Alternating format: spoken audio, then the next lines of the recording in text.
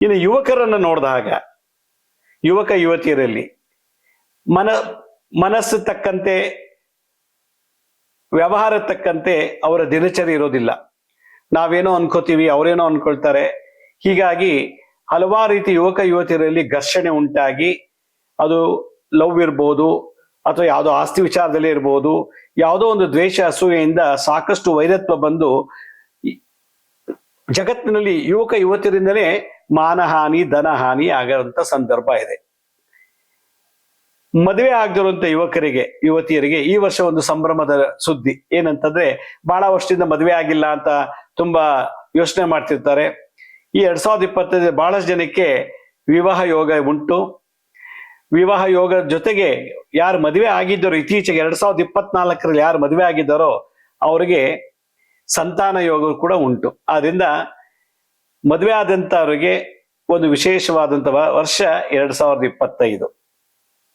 ಇನ್ನು ವೃದ್ಧರನ್ನ ನಾವು ಕಂಡಾಗ, ವೃದ್ಧರಲ್ಲಿ ಸಂತಾನದ ಭೀತಿ, ಮಕ್ಕಳಿಂದ ತಾವು ಜನ್ಮ ಕೊಟ್ಟಂತ ಮಕ್ಕಳಿಂದ ಭೀತಿ, ತೊಂದರೆಗಳನ್ನ ಅನುಭವಿಸ್ತಾರೆ.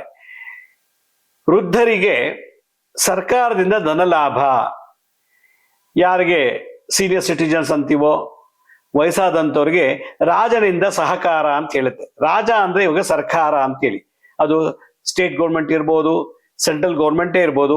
ವೃದ್ಧರಿಗೆ ಹಲವಾರು ರೀತಿ ಪರಿಹಾರಗಳನ್ನು ಸಿಗುವಂಥದ್ದು, ಧನ ಸಹಾಯ ಸಿಗುವಂಥದ್ದು, ಈ ರೀತಿ ಹಲವಾರು ಯೋಜನೆಗಳಿಂದ ವೃದ್ಧರಿಗೆ ಒಂದು ಬದುಕಿನಲ್ಲಿ ಒಂದು ವಿಶೇಷವಾದಂತ ಯೋಜನೆಗಳನ್ನ ಪಡೆಯುವಂತ ವರ್ಷ 2025.